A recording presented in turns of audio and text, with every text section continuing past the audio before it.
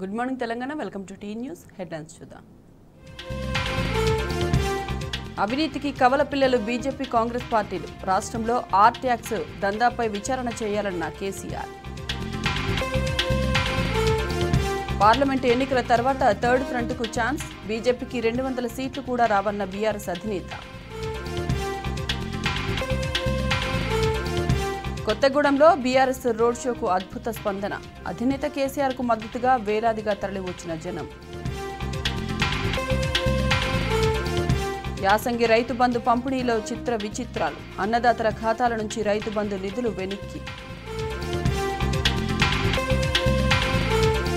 రాష్ట్రంలో భగభగ మండిపోతున్న భానుడు. ఏప్రిల్ నెలలో 100 ఏళ్లు రికార్డు దాటిన ఉష్ణోగ్రతలు.